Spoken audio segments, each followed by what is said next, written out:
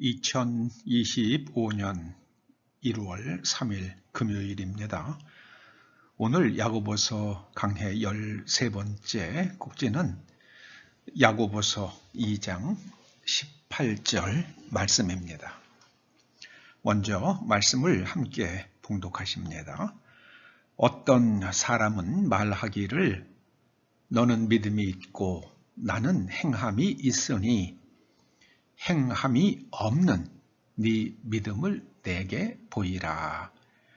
나는 행함으로 내 믿음을 내게 보이리라 하리라. 어떤 사람이 말로는 계속해서 내가 하나님을 믿는다 이렇게 말하는데 실제로는 그 말에 부합하는 행함이 보이질 않는 거예요. 이게 두 번째 줄이에요. 너는 믿음이 있다. 말하니까요. 그런데 그 믿음을 행동으로 실천하지 못한다. 네가 믿음을 어떻게 증명할래? 너에게 믿음이 있다는 것을 네가 어떻게 증명하겠느냐? 곧 행함이 없는 네 믿음을 내게 보이라. 이게 그런 뜻이잖아요. 나는 믿음에 대해서 나는 내 행함으로 내가 믿는다는 것을 너에게 보여주겠다. 지금 야고보서를 기록한 예수님의 동생 야고보 선생님은 행함과 믿음은 일체라는 것을 우리들에게 교훈하고 있습니다. 예수님께서 친히 말씀하시기를 내가 율법을 폐하러 온 줄로 생각하지 말라. 내가 율법을 완성하러 오셨다. 이렇게 말씀하십니다. 왜냐하면 안식일에 그 당시 사람들이 해서는 안 된다고 생각하는 일을 예수님께서 행하셨거든요. 안식일에 병든 자를 고치셨잖아요. 그러니까 안식일을 범하는 사람이라는 그런 이제 비난을 받으시죠. 예수님께서는 너희들은 믿음이 있다라고 하면서 실제로는 하나님의 말씀을 제대로 믿지 못한다. 너희의 삶 속에서 하나님의 말씀을 실천하는 게 보이지 않는다. 그걸 지적하시는 겁니다. 여러분에게 있어서 믿음은 무엇입니까? 여러분에게 있어서 믿음은 무엇입니까?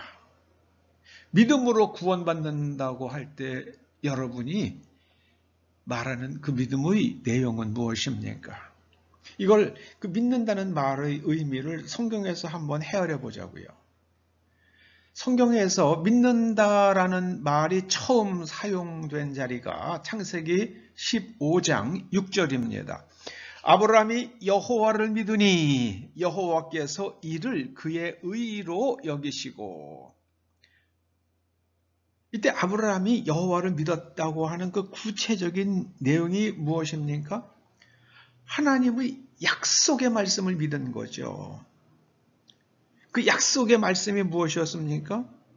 아브라함은 지금 자식이 없잖아요. 나이가 100세가 가까워지는데요. 근데 하나님께서 다메섹 사람 엘리에셀, 아마도 아브라함이 아끼는 집사 같아요. 자기는 아들이 없으니까 자기가 죽고 나면 이 모든 재산은 다메섹 사람 엘리에셀이 물려받게 될 것입니다. 라고 하나님께 아뢰죠. 하나님께서 뭐라고 말씀해 주시던가요? 그 사람이 너의 상속자가 아니다. 엘리에셀은 너의 상속자가 아니라 네 몸에서 날 자식이 너의 상속자가 될 것이다. 지금 나이가 많은데요. 생식 능력이 지금 이제 그쳤잖아요. 근데 더군다나 사례도 그렇잖아요. 근데 그런 상황에서 하나님께서 말씀을 하시는데 아브라함이 그게 선뜻 믿어지겠습니까? 하나님께서 아브라함을 그때 바깥으로 끌고 나가시죠. 그러면서 하늘을 우러러 무별 셀 수 있나 보라. 네 자손이 이와 같으리라. 하늘의 별처럼 많아질 것이다 말씀하시잖아요. 아브라함이 하나님을 믿었습니다.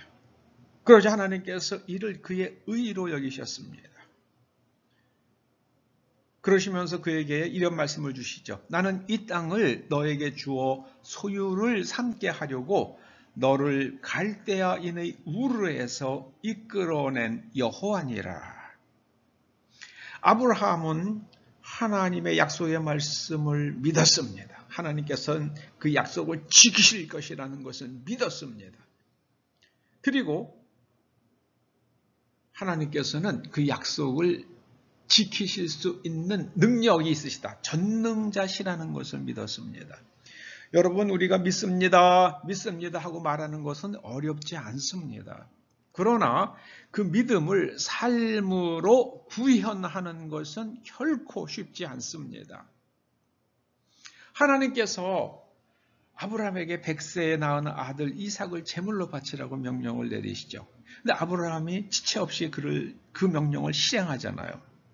근데 아브라함이 해결할 수 없는 딜레마에 빠지게 된 거죠. 이삭이 죽으면 이삭을 제물로 바쳐서 이삭이 죽으면 하나님께서 주신 약속이 이루어질 수가 없잖아요. 이삭이 아직 결혼도 안 했습니다. 그런데 어떻게 이삭의 후손이 하늘의 별처럼 많아질 수 있겠습니까? 그건 불가능하잖아요. 그런데 아브라함은 지체 없이 장작을 쌓아놓고 그 위에 이삭을 눕히고 칼을 들었습니다. 하나님께서 멈추라고 그러시죠. 그때 아브라함이 이삭을 제물로 바치려고 했던 그 마음에 대해서 히브리서 11장이 이렇게 설명을 하죠. 죽은 이삭을 하나님께서 다시 살리실 줄로 믿었다. 이삭의 후손이 하늘의 별처럼 많아질 것이다라는 하나님의 약속과 그 이삭을 제물로 바치라는 하나님의 명령, 이 둘이 양립할 수가 없잖아요. 그런데 아브라함의 마음속에서 그 두 양립할 수 없는 두 하나님의 약속과 하나님의 명령이 어떻게 하나가 되었습니까? 내가 제물로 바치면 죽은 이삭을 다시 살리셔서 하늘의 별처럼 많아지게 하실 것이다. 그걸 믿었기 때문에 칼을 들었다. 그렇게 히브리서 11장에 설명을 합니다. 저는 이것을 그대로 몸으로 보여주신 분이 예수님이시라고 저는 이해합니다. 예수님께서 십자가에서 죽으셨고 부활하셔서 그 예수님 안에서 하나님을 믿는 사람들, 예수님을 주님이라고 부르는 사람들이 정말 하늘의 별처럼 많아졌잖아요. 여러분, 예수님에게서 믿음과 행함은 분리되지 않았습니다. 아브라함에게서도 믿음과 행함이 분리되지 않았습니다. 우리나라의 소위 구원파라고 하는 사람들은 믿음과 행함이 자꾸 분리된단 말이에요. 주여 믿습니다. 이 한마디만 하면은 당신은 죽어서 천국 갑니다. 그들에게 그 믿음에 합당한 삶이 보이지 않는 거예요. 믿음과 행함이 분리되지 않는데 오늘날 많은 그리스도인의 삶에서 믿음과 행함이 분리됩니다. 심지어 이렇게 설교하는 분도 봤습니다. 예수님께서 율법의 마침이 되셨습니다. 그러므로 이제는 율법이 폐해졌습니다. 율법을 지킬 필요가 없는 겁니다. 성경에 율법을 지킬 필요가 없다는 말이 신약에 있나요? 없습니다. 여러분, 율법의 마침이 된다라는 말의 그 마침으로 번역된 헬라어가 텔로스인데 이거는요. 요즘에 이게 젊은 사람들이 쓰는 표현 중에 종결자라는 말 있잖아요. 극치잖아요. 완성자. 예수님께서 율법을 폐하러 오신 것이 아니라 완성하러 오셨다고 말씀하셨잖아요. 예수님께서는 율법을 무효화하신 적이 한 번도 없으세요. 근데 왜 그렇게 가르치는 사람들이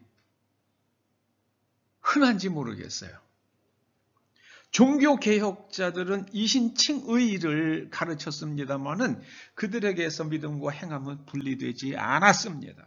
그런데 그들의 후예들은 믿음과 행함을 분리하는 것 같은 그런 실수를 저질렀습니다. 믿음과 행함은 분리되지 않습니다. 믿음과 행함은 일체입니다. 일체. 그래서 우리가 말씀대로 살지 않는다면 우리는 믿음이 없는 거예요. 우리가 그걸 인정해야 됩니다. 내가 비록 말씀대로 살지는 못하지만 나는 믿어. 그러므로 나는 천국에 갈 거야. 이렇게 착각하지 말라고 오늘 본문이 말씀합니다. 오늘 본문의 말씀의 내용은 그겁니다. 너는 입으로는 믿는다고 그러지. 그런데 행함이 없잖아.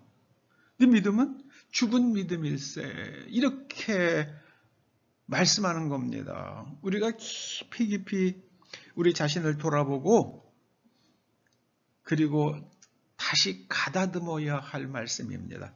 믿음과 행함은 일체입니다. 분리되지 않습니다. 손등과 손바닥이 일체잖아요.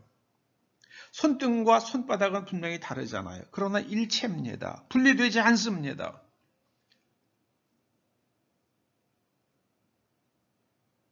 이것을 우리가 깊이 깨달을 수 있기를 축원합니다.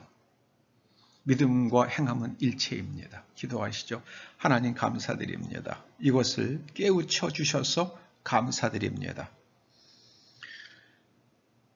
우리가 입술로 고백하는 믿음이 우리의 삶 속에 구체화될 수 있도록 성령 하나님 기름 부어 주시옵소서. 예수님의 이름으로 기도드리옵나이다. 아멘.